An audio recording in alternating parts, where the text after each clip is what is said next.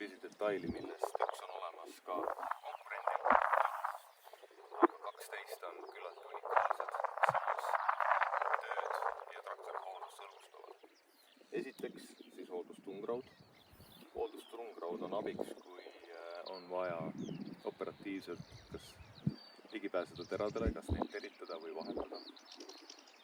Teiseks oluliseks detailiks, mis konkurendi murutraktoritel puudub, on hooldusluuk, mis võimaldab kiiret ligipääsu lõikeorgani rihmadele ja on väga suureks abiks nende puhastamisel.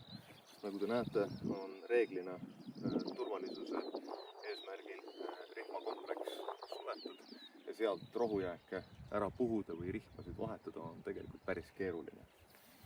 Hooldusluuk käib kinnimutriga ja selle saab lihtsalt ära tõsta ja nüüd siis on võimalik seda puhastada. Kolmandaks oluliseks detailiks, tegelikult küllaltki kalliks detailiks, mis osutus otsuse tegemisel määravaks, oli rohuluuk või rohuklapp.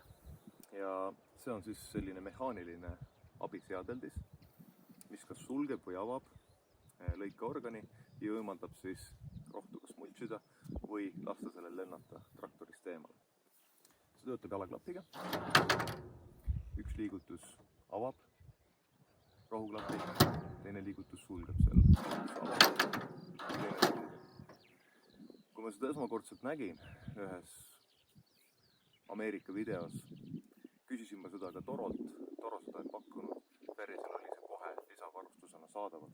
See on küllaltki kallis detail, aga see on ääretult oluline neile teenusepakkujatele või neile niitjatele, kes peavad töötama kitsastes oludes, kus traktori poolt niidetud rohi võib lennata seinale või teiselt poolt asfaldile või sealt välja lendav praht ja muu purustatud sodi võiks näiteks vigastada autosid. Ja kohe, kui ma nägin, oli otsus selge, see peab mul olema, sellepärast, et see on midagi, mis peaks tegema minu töö palju lihtsamaks. Sellised olid need 3 detaili, mis seekord langetasid otsuse Ferrise kasuks.